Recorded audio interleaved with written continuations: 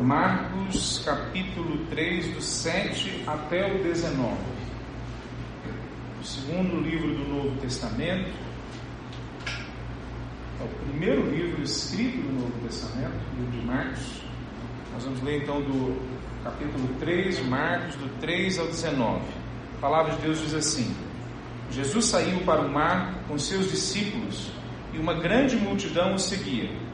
Vinham de todas as partes da Galiléia, da Judéia, de Jerusalém, da Idumeia, do leste do Rio Jordão e até de lugares distantes ao norte, como Tiro e Sidom.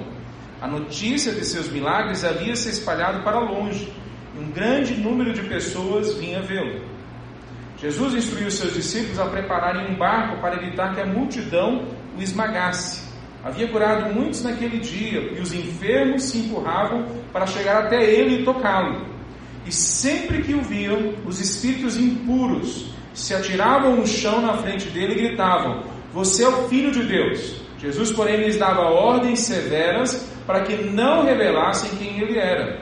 Depois disso, Jesus subiu a um monte e chamou aqueles que ele desejava que o acompanhassem, e eles foram. Escolheu 12 e os chamou seus apóstolos para que os seguissem e fossem enviados para anunciar a sua mensagem. E lhes deu autoridade para expulsar demônios, e estes foram os 12 que ele escolheu: Simão, a quem ele chamou Pedro, Tiago e João, filhos de Zebedeu, aos quais deu o nome de Boanerges, que significa filhos do trovão, André, Filipe, Bartolomeu, Mateus, Tomé, Tiago, filho de Alfeu, Tadeu, Simão o cananeu e Judas Iscariotes, que depois o traiu. Vamos orar? Santo Deus, nós nos colocamos diante de Ti agora e nós clamamos que o Senhor venha falar com todos nós aqui, ó Pai. A Tua palavra foi lida e nós cremos, ó Pai, que a Tua palavra é dinamite, que muda, que transforma, que renova as nossas vidas. E nós clamamos agora que o Senhor venha realmente tirar todo aquele pensamento, sentimento, desejo, vontade que não sejam Teus em nossa vida, Pai. Muda a nossa percepção da realidade conforme a Tua vontade. Em nome de Jesus. Amém. Poder sentar.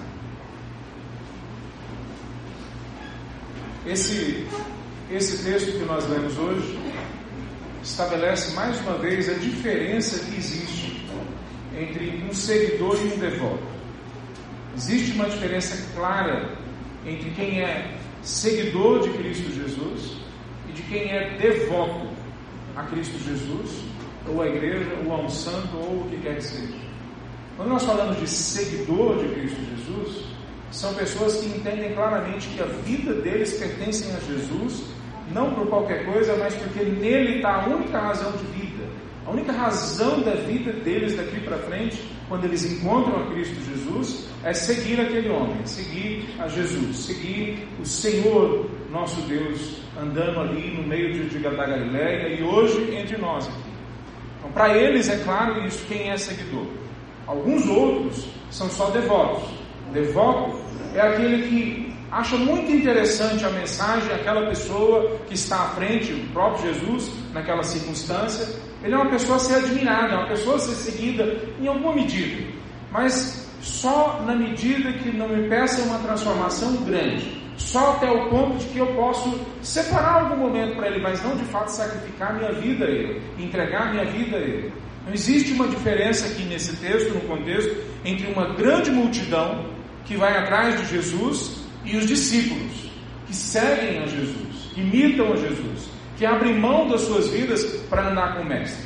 Essa diferença continua hoje, mesmo dentro das igrejas. Existe uma diferença clara quando a gente conversa uns com os outros entre aqueles que acham Jesus muito legal, que acham Jesus, como uma pastora disse alguns anos atrás, como um pão de queijo quentinho, sabe? É gostoso estar com Jesus perto.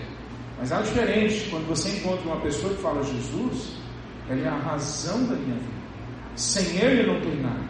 Jesus é a única pessoa que vale a pena imitar, a única pessoa que vale a pena mudar o jeito de eu pensar, de comportar, o jeito de tratar meu esposo, minha esposa, a vida. Jesus é a única coisa, a única pessoa, a única que vale a pena eu morrer por ela. Então vale a pena eu viver por ela. Quando a gente encontra algo pelo que vale a pena morrer, a gente encontrou algo pelo que vale a pena viver. Então, seguidor de Jesus, Ele repete junto com Paulo: já não vivo mais eu, agora é Cristo que vive em mim. Devoto de Cristo Jesus corre atrás de milagres, corre atrás de bênçãos, corre atrás de alguma coisa que Jesus pode dar, mas talvez outros possam dar também na cabeça daquela pessoa. Seguidor são uns, poucos. Devotos tem uma multidão correndo atrás de Cristo Jesus. Então, quando a gente olha esse texto, Jesus chama os discípulos dele e dá uma missão dupla para eles nesse texto. Ele fala para os discípulos, no começo do versículo 13, ele chama os discípulos, aqueles que ele desejava que o acompanhassem, e eles foram. E ele escolheu esses 12 para que os seguissem. Na verdade, a expressão é para que estivessem com ele, para que andassem com ele, para que dormissem aonde ele dormia, para que ficassem aonde ele ficava, para que se deslocassem junto com ele, para que gastassem tempo com ele. Então ele escolheu e ele deu uma primeira missão para eles. Qual que é a primeira missão? Estar com Jesus. Essa é a primeira missão que Jesus entrega para os seus discípulos. A segunda missão que ele entrega para os seus discípulos é que depois eles fossem enviados como representantes do Mestre. Eles fossem enviados como aqueles que vão representar na pregação e na demonstração do poder de Deus, do reino de Deus chegando sobre a terra. Então eles vão expulsar demônios, eles vão curar pessoas, eles vão fazer milagres, mas acima de tudo eles vão fazer isso num contexto em que a palavra de Deus é pregada, num contexto que a palavra de Deus é entronizada, num contexto que eles esclarecem para todo mundo que não são eles, é Jesus. Então Jesus dá duas missões para eles: ficar com ele e depois irem. Pode até parecer contraditório. Como que eles vão ficar com Jesus e depois eles vão ir para outro lugar? Então não é contraditório, na verdade é um processo. O processo inteiro que está sendo criado para eles. Que eles primeiro precisam gastar tempo com o Mestre, depois eles são enviados.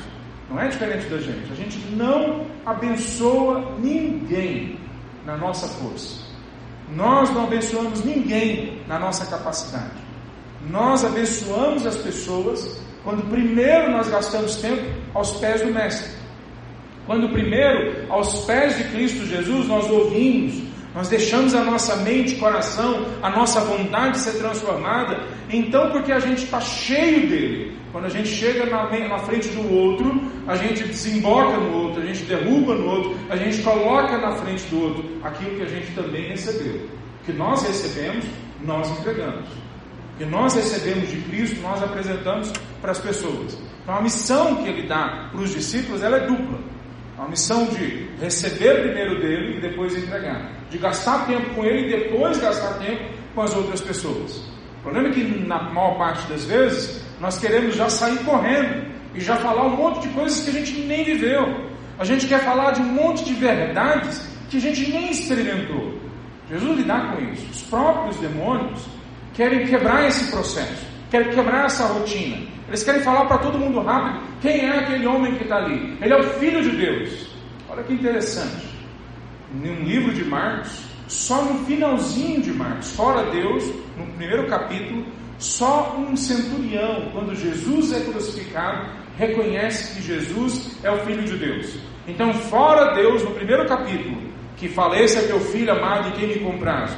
E lá no final, que o centurião, vendo Jesus sendo crucificado e vendo o que acontece, só nesses dois momentos alguém fala que Jesus é o Filho de Deus. Mas aqui os demônios também falam: Jesus é o Filho de Deus. Por que será que eles falam? Eles estão falando porque eles estão querendo acabar com o processo, acelerar algo que não é para acelerar. Eles estão querendo correr com algo que não chegou a hora, não chegou o tempo. Jesus ainda quer andar com aqueles discípulos uma boa caminhada. Ele quer caminhar com eles um bom tempo, para eles aprenderem, serem transformados, serem realmente, visualizarem realmente o que é ser nova criatura. Então esse texto é sobre esse chamado dos discípulos. Até aqui, do capítulo 1, versículo 21, até o 3, versículo 6, ou melhor dizendo, até o 3, até o versículo 6, depois do 7 até o versículo 12, nós vemos uma introdução do ministério de Cristo Jesus. Então, o que acontece lá do capítulo 1, versículo 21 até aqui, é o texto mostrando o que é que Jesus veio fazer. Então ele cura, ele expulsa demônios, ele anda e ele escolhe pessoas. 3 vezes ele chega na beira do mar com o seu ministério. Nas 3 vezes ele escolhe discípulos. No começo, são ali os discípulos que estão pescando. Ele chama eles e fala: eu vou transformar vocês em pescadores de gente. Ele usa a profissão deles como uma forma de ensinar eles o que eles vão fazer daqui para frente. Da mesma forma que ele quer usar a sua profissão para mostrar como que você tem que ser usado aonde você está hoje. Mas depois, na sequência, ele acha outras pessoas. Um deles, Mateus. Então ele chama essas pessoas. E aqui, novamente, ele começa uma nova fase, um novo momento do ministério dele, escolhendo os 12 que vão andar com ele. E nessa nova fase, vai até o capítulo 6. Ele está mostrando os mistérios do reino de Deus. Não é para todo mundo. Os mistérios do reino de Deus é para aqueles que querem ouvir, aqueles que têm ouvidos para ouvir. Os mistérios do reino de Deus é para aqueles que se debruçam diante do mestre e pedem para ele explicar. Não é para todos. Não é certamente para a multidão. É para quem quer se tornar discípulo de Cristo Jesus. Então até aqui nós vemos uma introdução do ministério de Jesus. Daqui até o capítulo 6 nós vemos Jesus mostrando os mistérios do reino de Deus. Nós vamos falar mais sobre isso depois. Então a gente é apresentado aqui a esse grupo de líderes que são chamados apóstolos pela primeira vez por Cristo Jesus. E em alguma medida eles nos representam. Não representam no sentido que eles vão na nossa frente e fazem aquilo que a gente tem que fazer. Não nesse sentido. Eles nos representam no sentido de que neles nós também estávamos. Quando Jesus fala para eles, também está falando para nós. Veja, existe uma característica que nós somos diferentes deles. Ou melhor, que eles são diferentes da gente. Eles estabelecem um alicerce da igreja. Efésios capítulo 2 fala sobre isso. Eles estabelecem o alicerce da igreja, no qual a pedra fundamental é o próprio Cristo Jesus. Então nós não colocamos outra coisa. Nós não temos autoridade para pregar algo diferente do que está na palavra de Deus. Pode ser bonito, pode ser contemporâneo, pode ser mais interessante, mas não faz parte da nossa pregação. A nossa pregação é que os apóstolos e os profetas do passado entregaram. Ponto. Não tem outra coisa que nós podemos pregar. Mas fora essa diferença, todo o resto para frente da vida deles é também pedido a mesma coisa da nossa vida. Então, se para eles é pedido primeiro o relacionamento e depois irem representar o mestre, para nós é pedido ou mandado a mesma coisa. Mateus 28, 19 e 20 é um exemplo disso, como esse texto. Lá no Mateus 28, Jesus está terminando a caminhada dele terrena aqui, e ele fala: toda a autoridade me foi dada, e agora eu envio vocês para fazerem discípulos de todas as nações. Muitas pessoas muitas vezes acham que esse texto está falando para um grupo específico de pessoas, os missionários. Os missionários vão para outras nações fazer discípulos de todas as nações, mas não nós. Não a igreja, não cada um de nós aqui, só os missionários. Talvez a gente acrescente aí outros líderes da igreja, pastores, outras pessoas que têm dons para isso, para trabalhar do lado de fora das quatro paredes da igreja. Mas a igreja se esquece que é o mesmo texto que termina falando: e eis que estou convosco todos os dias até a consumação dos séculos. Se Mateus 19 e 20 é acerca só dos missionários, então significa que Deus não está com cada um de vocês todos os dias até o fim dos séculos. Será que é isso que nós acreditamos que a palavra de Deus nos diz? A palavra de Deus nos diz que Ele está com todos que estão junto com Ele, todos que se aproximam dEle, que Ele se aproxima de quem dEle se aproxima. A palavra de Deus diz que Ele protege aqueles que vêm para debaixo da sombra do Altíssimo.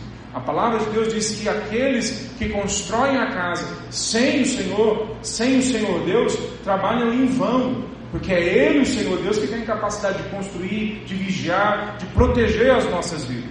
A palavra de Deus afirma vez após vez que nós temos que ir para onde Ele está, que aonde Ele está, Ele tem a promessa de que vai ficar com a gente até o fim dos tempos. Pois aqui onde nós lemos, acaba de dizer de novo para nós, que Jesus nos chama primeiro para estarmos com Ele, e depois para nós sermos enviados. Então tudo o que é dito para os discípulos, guardada essa especificidade de que eles lançaram o alicerce da igreja, o alicerce que nós hoje construímos a igreja, tudo o que é dito para eles serve para as nossas vidas. E se eles são chamados a ficarem aos pés do mestre e depois irem, nós também somos. Se eles são chamados a ensinarem todas as coisas que Cristo ensinou, nós também somos. Mas se eles a eles é prometido que o Senhor Jesus vai estar com eles até o fim dos tempos, cada dia, então significa que Ele também vai ficar com cada um de nós até o fim dos tempos. Quais implicações que a gente encontra nesse texto? Eu estou olhando para esse texto como dois momentos. Um momento que encerra a primeira cena do ministério de Cristo, e um outro momento que agora os discípulos de Jesus são trazidos à evidência. Que, inclusive você se entregou a sua vida a Jesus, também entra nessa. O discípulo de Jesus que agora entra em evidência. Tudo que é dito acerca deles se aplica às nossas vidas. Então eu queria trazer algumas dinâmicas, e eu não vou falar tudo hoje, a gente tem outras coisas para conversar hoje à noite, mas eu queria trazer algumas dinâmicas que a gente vê nesse texto, acerca dessa ação, desse processo de ficar aos pés de Cristo e depois de ser enviado. Primeira dinâmica é que Ele nos chama da multidão para a missão. Ele nos chama de um grupo de pessoas religiosas, um grupo de pessoas devotas, nos chama de um grupo de pessoas interessadas nos milagres, interessadas no poder, interessadas nas benesses que Ele pode trazer para nós. Quer dizer, Ele nos chama de lá. Um dia nós também fizemos parte daquele grupo, mas para agora nós nos tornarmos missionários, discípulos, pertencentes ao reino dele. Quer dizer, Ele não está chamando a gente para ser missionário talvez na China ou na Índia, para ser um missionário transcultural, mas Ele está dando uma missão para cada um de nós. Veja, uma das coisas que nós perdemos quando nós saímos por aí tentando achar um outro evangelho, é que Deus, a coisa mais importante que Ele nos dá é a salvação, é a graça, a mudança das nossas vidas. Mas junto com essa salvação, vem uma volta ao propósito dele para nós. Ou melhor dizendo, a salvação que Deus nos dá é nos levar de volta ao propósito que Ele tem para nós. Então Ele entrega de novo para nós a missão, o propósito, o significado mais profundo das nossas vidas.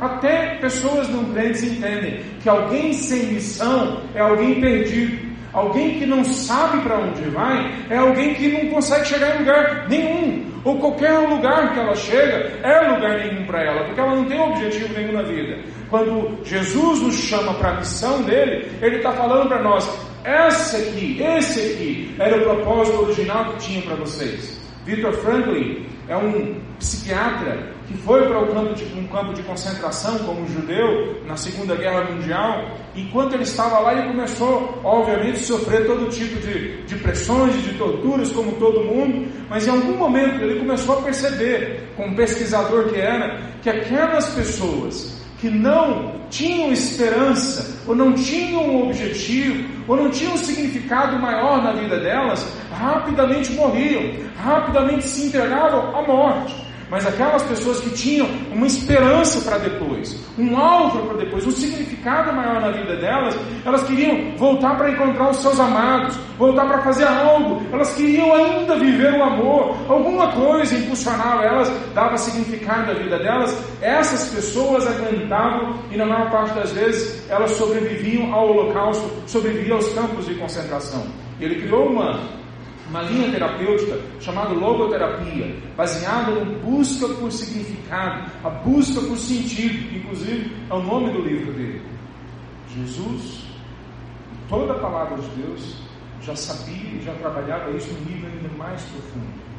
Há significados que nós nem chegamos a tocar na ponta dele, na ponta do iceberg.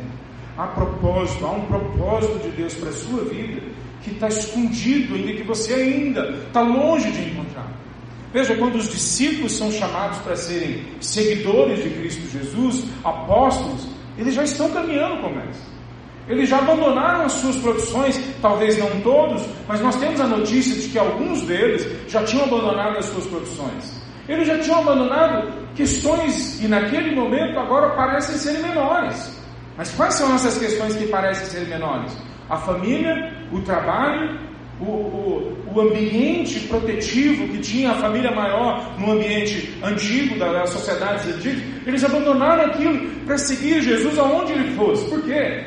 Porque à medida que eles vão caminhando com Cristo, eles vão tateando no escuro, mas eles vão perceber à medida que vai clareando que existe um propósito maior, existe algo maior que Deus tem para as nossas vidas. Então a salvação não tem uma mensagem religiosa.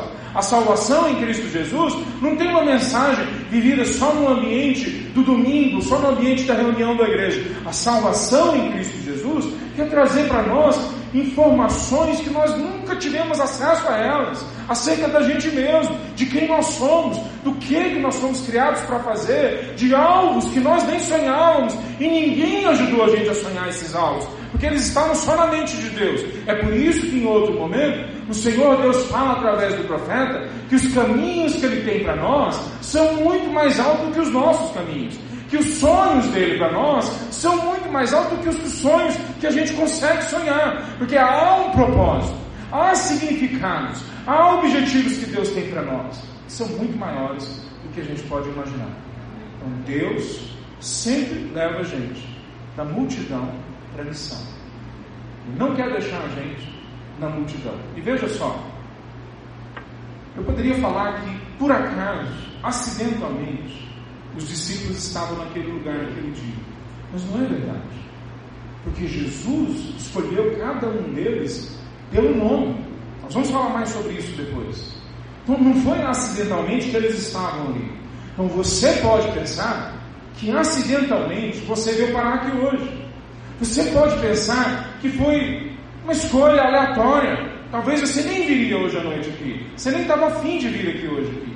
Mas o Senhor Deus sabia e Ele planejou a sua vinda hoje à noite aqui, para que você tivesse clareza, uma vez mais, se é que você já teve lá atrás, do propósito que Ele tem para você, que é muito maior do que eu consigo explicar, ou do que qualquer pregador consegue explicar. É muito maior do que a nossa mente consegue pegar numa primeira leitura, ou mesmo em 1000 leituras da palavra de Deus, porque o que Ele tem para nós é muito superior de qualquer coisa que a gente possa planejar. Os discípulos, alguns deles, queriam ser políticos e estavam usando talvez o momento com Jesus para isso.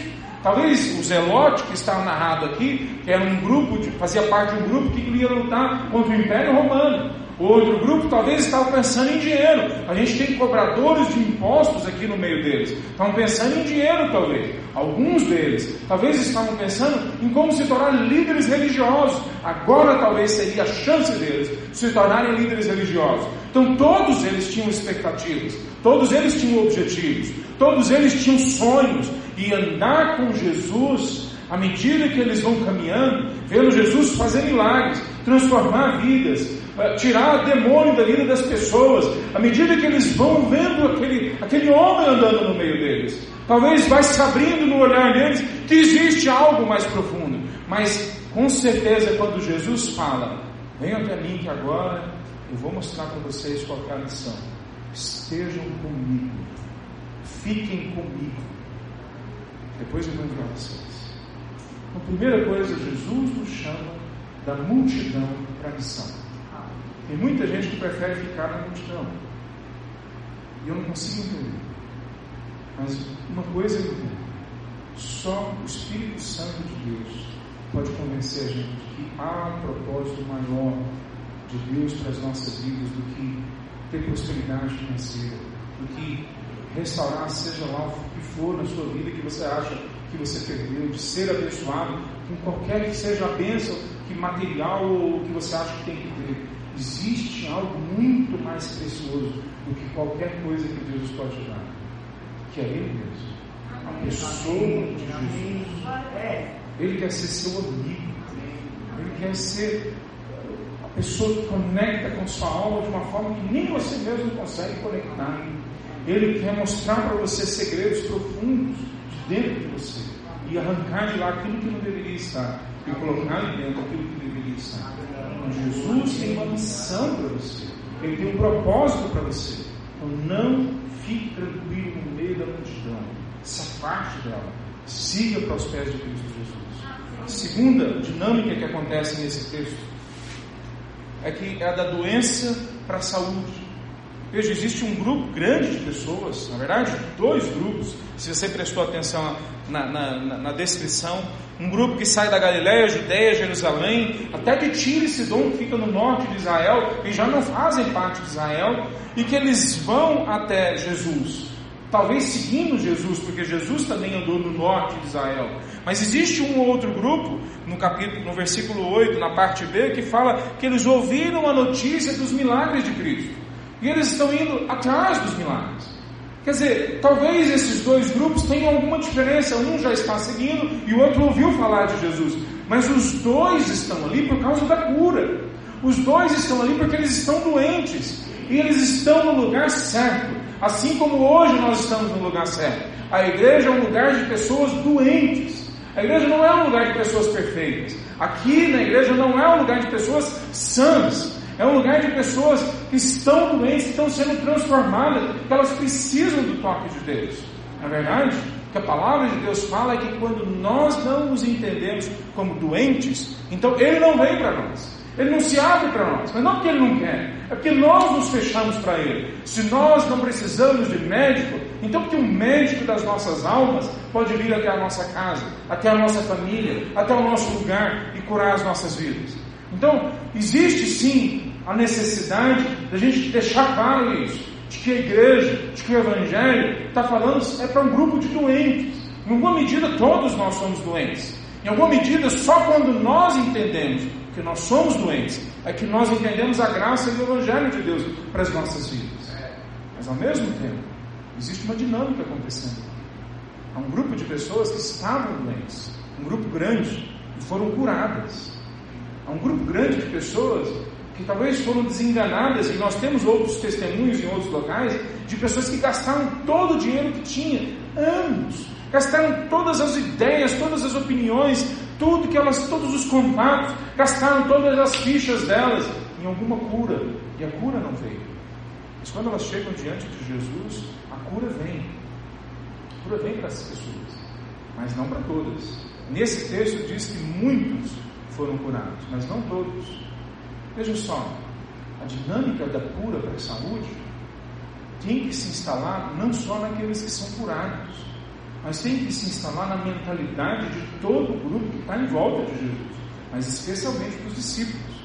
Os discípulos têm que entender que existe um processo acontecendo ali que chama a gente para ser curado, para uma vida nova, para um novo momento. Não pode ser um processo onde a gente alimenta sempre que nós somos doentinhos, coitadinhos, que ninguém não vai conseguir resolver o nosso problema. Não pode ser esse processo. Quando nós olhamos o que está acontecendo na vida deles, eles têm ali pessoas que precisavam ser curadas e foram curadas. Eles têm pessoas que estavam doentes e que, portanto, precisavam ser curadas e não foram curadas. E nós temos pessoas que estavam talvez sem necessidade de ser curadas, mas elas estão olhando aquele processo de cura acontecendo na vida dos outros. Mas o que acontece na mentalidade, provavelmente dos discípulos, é que o que se instala na vida deles é que depois Jesus explica para Paulo lá na frente: a minha graça te basta. Aqueles que foram curados, aqueles que talvez não foram curados naquele dia, aqueles que não precisavam ser curados, mas viram o que aconteceu, a todos eles vem um temor santo sobre a vida deles.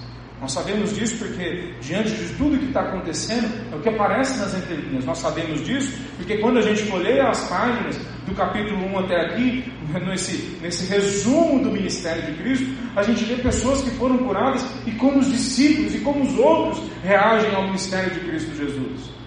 Há um processo na vida deles, há um processo sendo instalado, onde Jesus estabelece que esse desejo, essa vontade, essa clareza de que Ele vai trazer cura para eles, tem que se instalar na vida deles. Nós não podemos nos entregar à morte. Aliás, na lei brasileira, uma vez eu ouvi uma juíza falando sobre isso, diz que nós não temos direito à morte. Por isso que na lei brasileira, não só por causa da ética, nós não podemos praticar a eutanásia. Por isso que na lei brasileira, por exemplo, nós não podemos, até então, praticar o aborto livremente. Por quê? Porque ninguém tem direito à morte. É o que está na lei brasileira. A palavra de Deus nos estabelece a mesma coisa, mas com muito mais profundidade. Nós não podemos alimentar que viram aos pés de Cristo Jesus sempre tem a ver com alimentar doenças. Existe o processo de cura, mas existe ainda mais um processo da graça de Deus sendo demonstrado na vida daqueles homens e daquelas mulheres. Então os discípulos não saem dali na dúvida de que o poder de Deus vai empoderar a vida deles para eles curarem, para eles expulsarem demônios. Eles não saem nessa dúvida. A gente sabe porque os próximos capítulos a gente vê os discípulos praticando isso. Ninguém fica na dúvida de que o poder de Deus vai agir, mas também ninguém fica na dúvida de que a graça de Deus invadiu a história. E a minha graça te basta. Ninguém fica nessa dúvida. Nas entrelinhas a gente vê isso. Terceira dinâmica que a gente vê nesse texto é que existe uma dinâmica da escravidão para a libertação. Algumas dessas pessoas estão presas ao poder de Satanás. Eu não sei quantos já viram demônios, ou já viram, experimentaram a libertação de pessoas que estavam endemoniadas. Não é uma coisa fácil de ver, não é uma coisa fácil de enfrentar. Não porque é só diferente, mas é poderoso, é diferente da nossa capacidade. Nós não temos capacidade de lidar com o demônio, de forma alguma. Ele tem muito mais poder que a gente, qualquer demônio. Em Cristo Jesus, nós podemos lidar com ele. Mas não é nosso poder, é o poder dele. E aqui o que nós vemos é que Jesus estabelece que a libertação acontece na vida deles, de todos. Não sei se de todos, o texto não fala que são todos aqui, mas acontece uma libertação na vida deles. Então se instala novamente uma lógica, um processo que o Evangelho sempre vai limpar a vida das pessoas do processo de demônios na vida dessas pessoas. Então vai limpar a vida delas disso, vai ter um processo de libertação na vida delas. Quando nós olhamos isso, nós vemos que na vida de algumas pessoas que estavam aqui, mesmo algumas que seguiram a Jesus como discípulos, talvez eles não entenderam tão profundamente isso, talvez eles não se entregaram tão profundamente a essa verdade. Judas, já na lista como discípulo de Cristo Jesus, é chamado de traidor. E depois em outro texto a gente sabe que quem fez Judas tomar a decisão final da traição foi Satanás. Nós não temos a informação de que tudo que aconteceu na vida de Judas foi Satanás que fez, mas o processo final, Satanás veio na vida de Judas e usou ele para fazer com que Cristo fosse traído, fazer com que Cristo fosse crucificado. Veja, diante disso, nós temos que ter clareza sobre isso. Se nós não usarmos as armas da guerra apresentadas em Efésios capítulo 6, que nós guerreamos não quaisquer demônios, mas nós guerreamos mesmo as autoridades do mundo das trevas, mesmo os governantes, como Paulo diz lá em Efésios capítulo 6. Então não são quaisquer poderes, são os poderes mais negros, mais terríveis que estão no universo, fora o poder de Deus.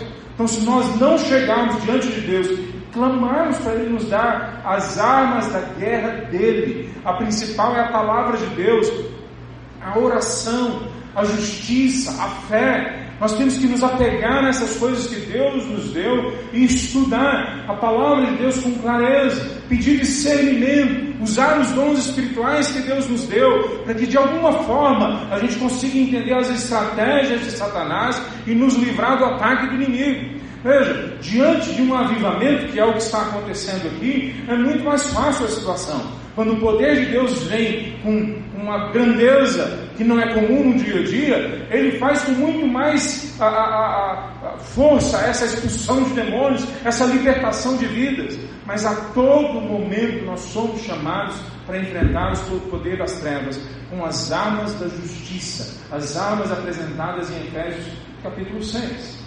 Então veja, será que Jesus falou só para os discípulos enfrentarem os poderes das trevas?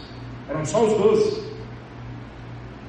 Se for isso, então nós teríamos que concluir também que Jesus estava chamando só os 12 para estarem com Ele. É isso que nós acreditamos? Nós acreditamos que o Senhor Jesus nos chamou a todos nós para estarmos com Ele. Todos aqueles que querem entregar a vida a Cristo Jesus. Então todos nós somos chamados para enfrentar o inimigo, os poderes das trevas, com as armas apresentadas na palavra de Deus. Então, quando nós olhamos isso, nós vemos que essa mudança, essa libertação vai acontecendo na nossa vida, em alguns momentos, num acerto de Deus, numa vinda de Deus com poder nas nossas vidas e transforma a realidade de um momento para outro. Mas às vezes acontece, na maior parte das vezes acontece num processo mais longo, da mesma forma como acontece a libertação do pecado. Nós somos libertos da condenação do pecado quando nós aceitamos a Cristo Jesus. Mas ainda há um processo de nós sermos libertos do poder do pecado durante a santificação. Se nós não buscarmos a santificação, o poder do pecado ainda é presente em nossas vidas. E se há pecado em nossas vidas, não há esperança de luta e vitória contra Satanás em nossa história. Então, Deus nos livra do poder da condenação do pecado e da conversão.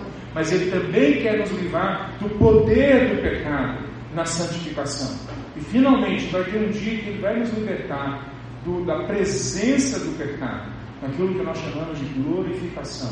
Quando Ele vier, Ele vai nos tirar totalmente de dentro de nós essa podridão que nos coloca muitas vezes em ação conjunta com Satanás. Nós pecamos e por isso nós agimos junto com Satanás. Mas Deus quer tirar isso de dentro das nossas vidas. Ele quer nos tirar não só a condenação, não só o poder do pecado, mas Ele também quer tirar das nossas vidas a presença do pecado. E um dia isso vai acontecer plenamente. Então, existem algumas dinâmicas acontecendo nesse texto, acerca do fato de que Cristo nos chama para andar com Ele e de que Ele na sequência nos envia. Hoje nós vimos 3. Semana que vem ou na outra nós vamos ver o restante dessas. Não vou falar quantas são para vocês não assustarem depois, mas a gente vai continuar falando sobre isso. Antes da gente terminar, eu queria que você colocasse diante da sua vida essa verdade de que a primeira mensagem, a primeira missão, a primeira verdade que Jesus fala para nós é que Ele quer gastar tempo com você, é que Ele quer você aos pés dele, é que Ele quer ser o seu melhor amigo, é que Ele quer conversar com você com a intimidade que você nem conhece ainda, mas que Ele sabe como conversar com você. Você entendeu isso? Essa é a nossa primeira missão: encontrar com Cristo Jesus na nossa caminhada, seja no emprego, seja na família, mas acima de tudo separando tempo de qualidade para que Jesus possa se tornar a primeira pessoa do nosso caminho. Na sequência, Ele nos manda para outros locais. Na sequência, nós nos tornamos representantes dele. Mas nós só nos tornamos representantes eficazes de Jesus quando é Jesus que comanda as nossas ações, quando é Ele que comanda os nossos pensamentos, quando é Ele que estabelece a nossa rotina. Vamos ficar perto para a gente orar?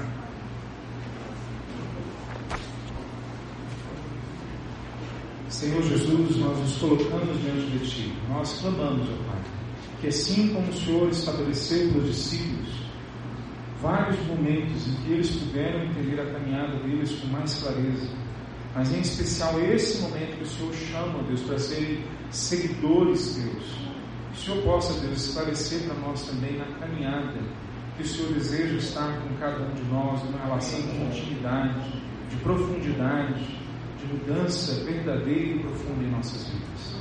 Senhor Deus, nós clamamos que o Senhor venha derrubar todo o poder maligno na vida de cada uma das pessoas que está aqui agora, em nome de Jesus. Nós clamamos por avivamento, pelo fogo do Teu Espírito, para que Ele venha e queime, ó Pai, tudo aquilo que não te pertence em nossas vidas. Nós clamamos agora, Pai, que o Senhor venha promover arrependimento verdadeiro no coração de cada uma, Deus, das pessoas que estão aqui, a começar pela minha vida, Senhor. Deus, venha trazer avivamento às nossas vidas. Conduza o restante do nosso dia e essa semana.